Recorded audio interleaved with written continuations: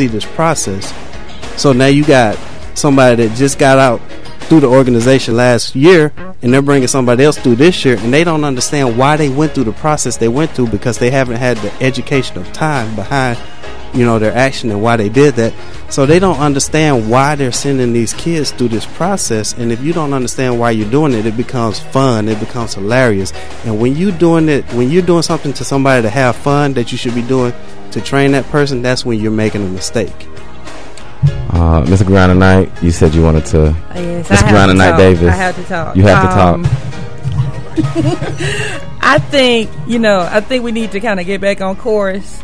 Rites of passage programs, structured, supervised, purposeful, maybe even strenuous and hard programs are, in my opinion, fine. A rites of passage program, I wrote down in my little notes, I was taking notes while everybody was talking. Rites of passages are beautiful experiences. I've been through an Afrocentric rites of passage program, when I was younger, mentoring program, beautiful experience.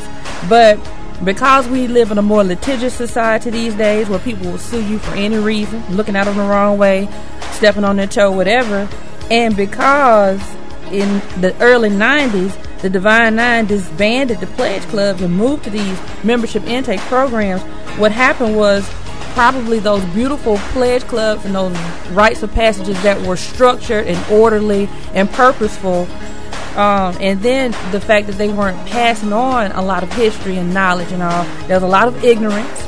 We have a more litigious society. We have more violent-natured individuals in society these days. They see more violence. They experience more violence.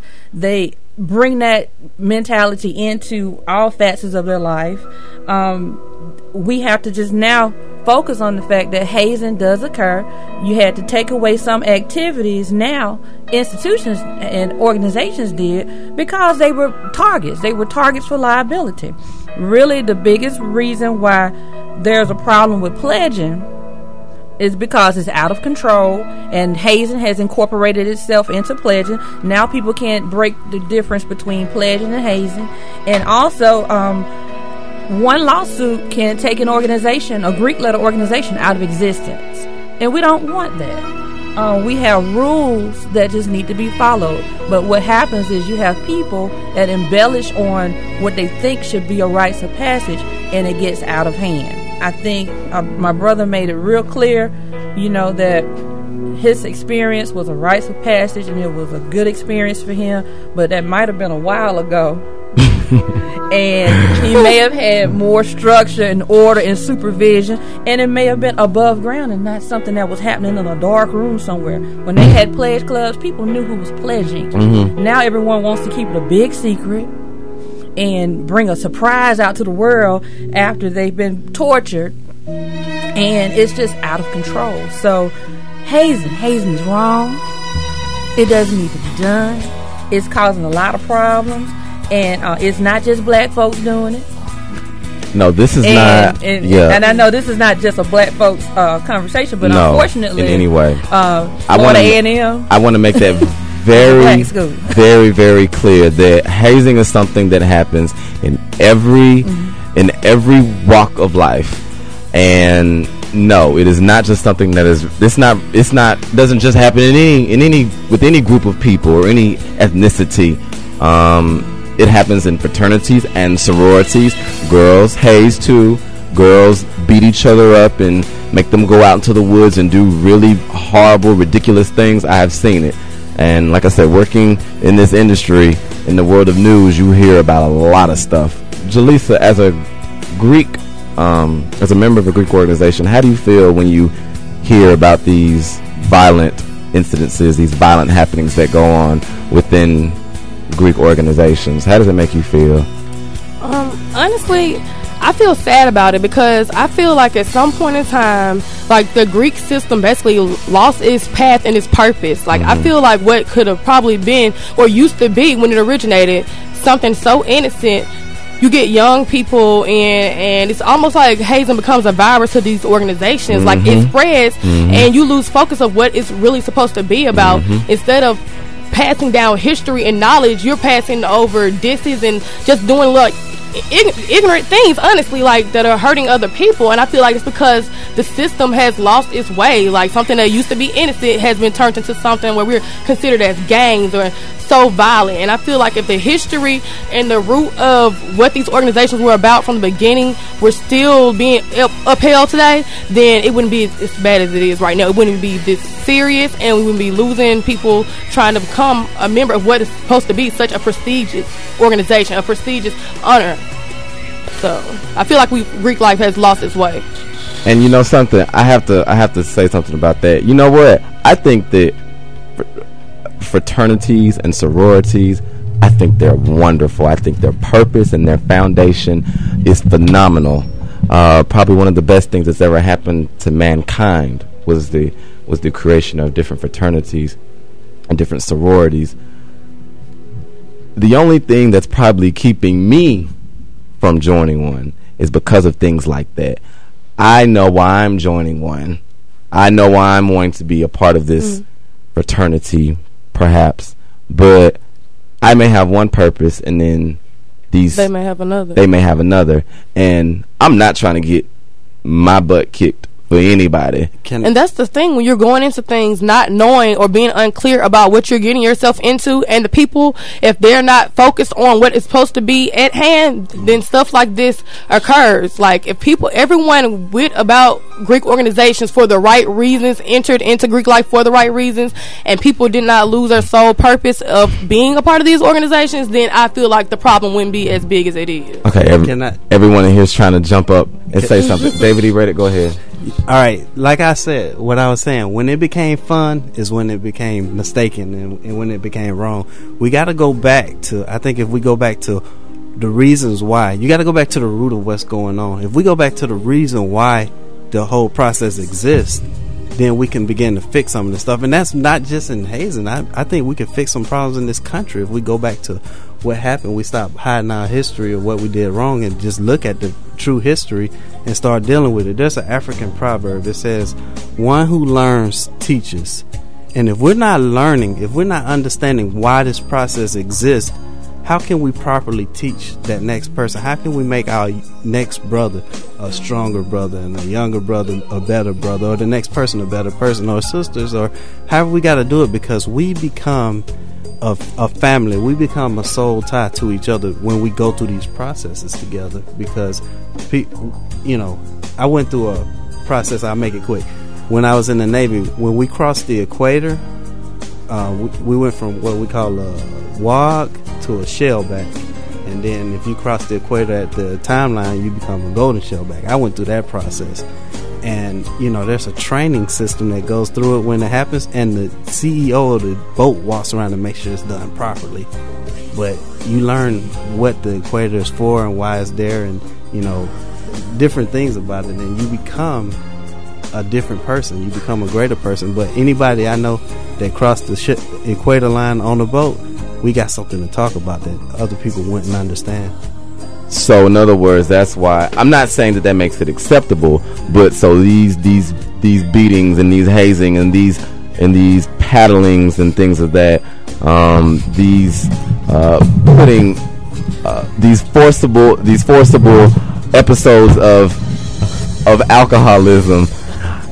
So this is supposed to create some kind of bond between the individuals, something they can say what they all did forever. Mr. Sayram? And the answer to that, our brother Moore, is no. Emphatically no. And so why are people continuing to say this? And let me just try to briefly kind of sum this up. And is that supposed to be fun? Well, no, not necessarily. It's a process. And just, if I can throw out to our listening audience a good book called Frat and Soror by James E. Brunson. We really have to study to show thyself approved. And when you really start to understand the whole context of what a rites of passage is as opposed to hazing, you start to see in many different areas a bar mitzvah. I mean, Jesus Christ, who we all believed in, was a Jew. he went through a process, and he also went to school in Egypt, or which some people call Kemet, whatever you prefer. He went to school there where there was a process. And I just want to read a short excerpt from this book again, Frat and Soror, by James E. Brunson. And he said, the original purpose of initiatory rites, sometimes referred to as the mysteries, was to teach the candidate the secret of making oneself a perfection. Also in the book, it says another just quick quote, the educational process, writes Dr. Hilliard, was designed in such a way that it seemed as true rebirth, which occurs through a successive series of personal and social transformations. And what happened, especially in this country, and can we just be real on this show? Can we just keep it real and honest? Sure. Well, let me just do that. I won't curse. I won't curse nobody out. Especially in the African American community, because different communities have different cultural influences that affect the way they do things. In the African American community, what we're dealing with in our evolution in America is a lot of self-hate, honestly. I hate you because you look different. I hate you because of this. I hate you because you didn't fit the paper bag test. I hate you because of this. And also what happened was, and this isn't really talked about, when you had a lot of, especially African American men, coming home from wars. A good film that's out right now, Red Tails.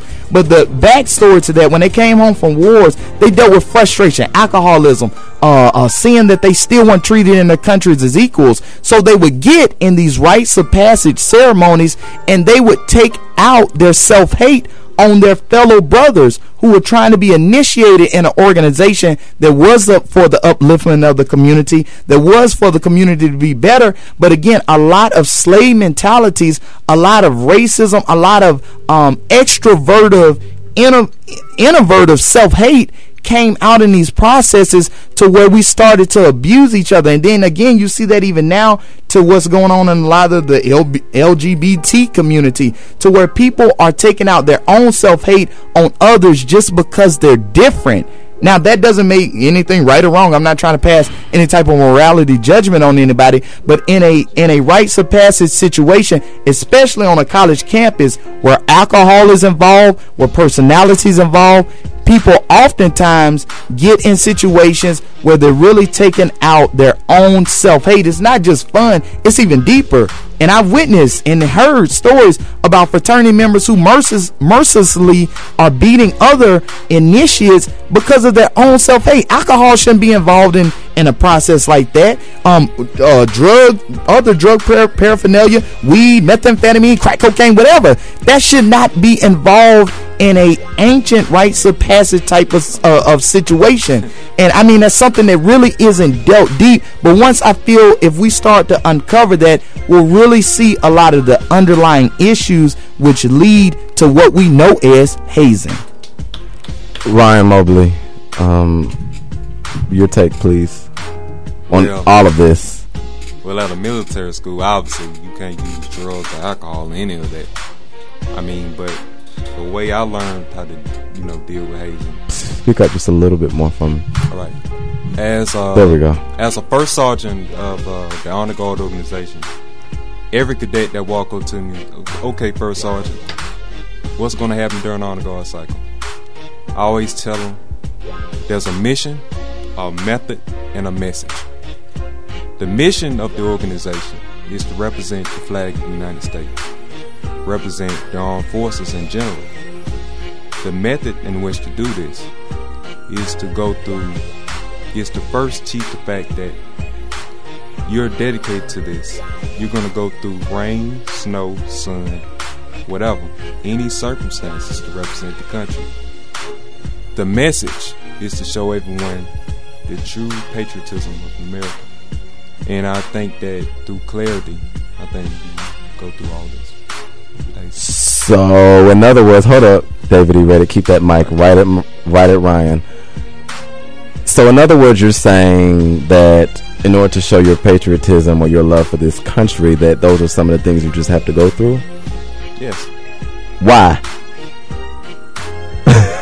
Everyone that signed up to the armed forces. Because I love my country. Yeah. And I can't see myself living anywhere else. But why do you have to go through those kinds of things to show your love for your country? Why can't your love for your country be shown in a more positive way, uplifting manner?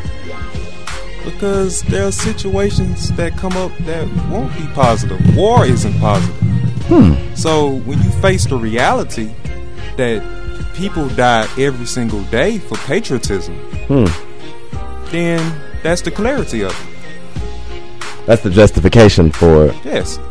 Thank you. Yes, David E. Reddick, Calhoun County NAACP President.